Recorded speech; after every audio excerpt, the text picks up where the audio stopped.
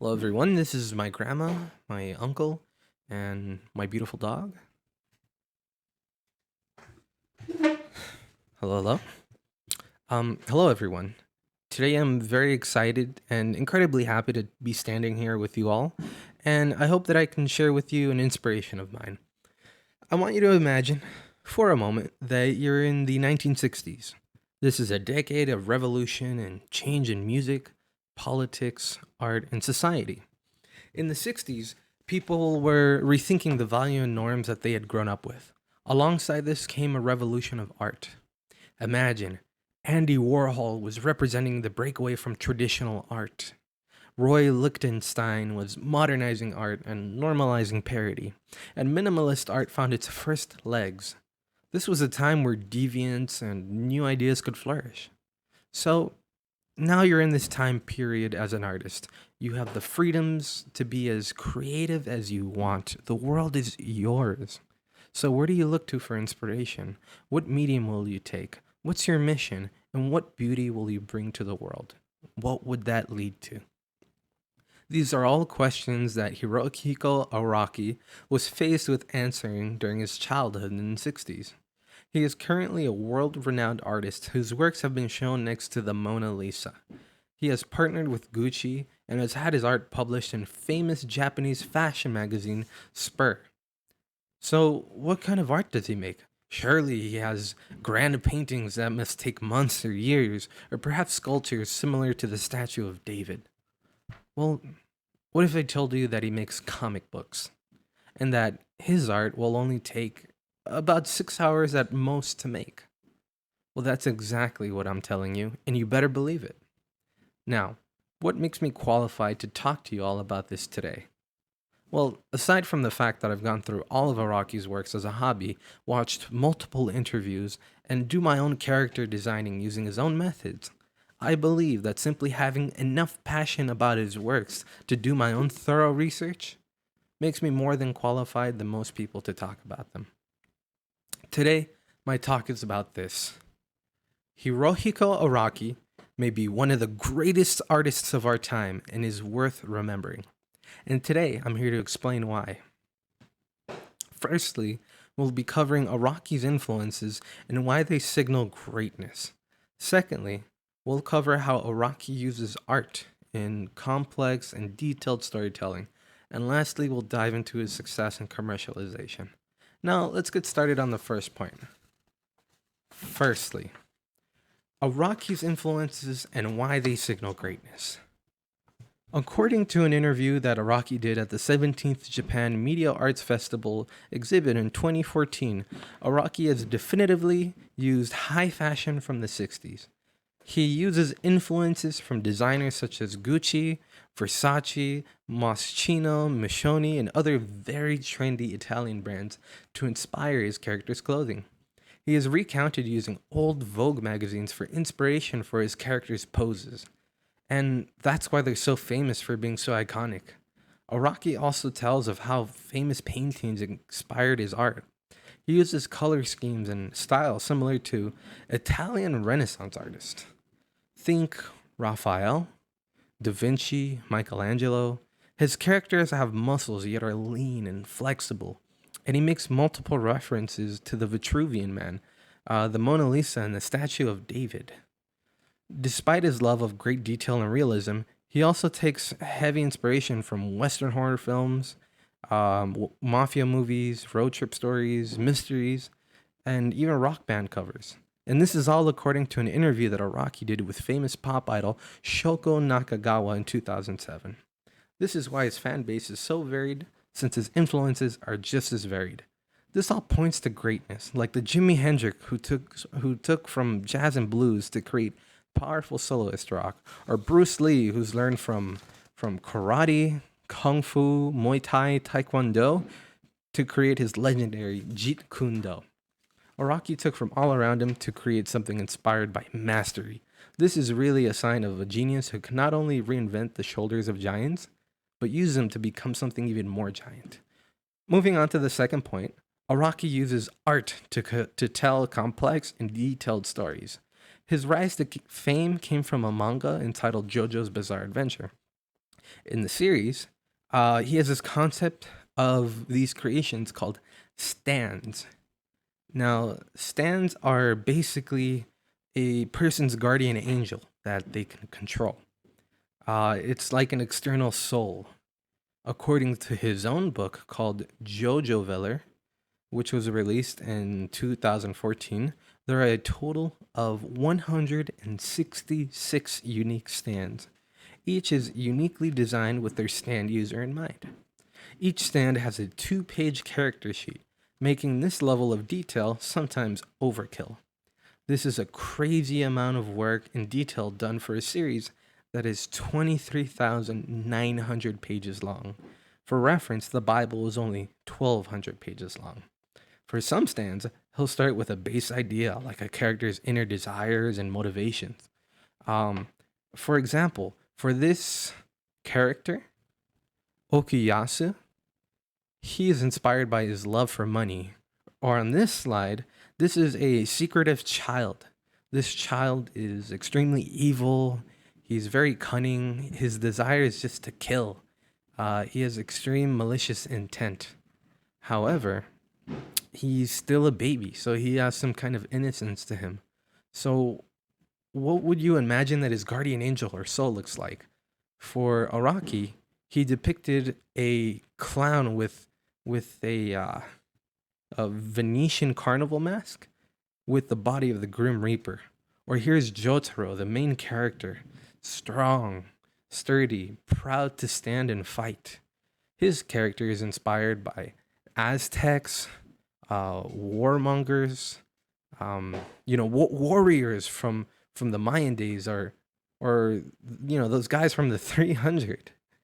But as you can see, he's got studded gloves. He's very strong. And for these two characters, they're unique in and of themselves. This character is the god of war, and he's represented by a sword. And this character is someone that likes to live free. He likes to do his own thing, so his stand is just an electric tower. And alongside this, Araki also likes to design his characters uniquely, the humans themselves. This is all according to Araki in an interview he did in 2006. He says that his vision for people comes from gorgeous statues like that of David, but the hideous ones come from his dreams where he sees ugly things. He says if a character needs to be sexy, to be likable, he'll do his best to add any sex appeal, even the male characters. It should be noted that while only one JoJo character has been shown to be lesbian, he clearly has no problem with LGBTQ undertones. If it'll enrich the story and make it more interesting, he'll make men feminine or women more masculine if he feels that's what's needed to convey strength or mysteriousness. He'll do whatever it takes with whatever the cost. Now, JoJo is divided into 9 parts, each of which takes place in a vastly different part of the world in a vastly different time. This is very reflected in his art stylings. Araki has never stayed within his comfort zone. Outside of JoJo, he's also written mangas about poker in Vegas. As you can see, this is Egypt, Saudi Arabia, olden America and England. He writes about France, gangland Italy, Arabia, Egypt, feudal Japan, all across about 200 years of history. So what does this mean? It means that Araki is constantly pushing his boundaries as an artist, using colors that no one would think to use.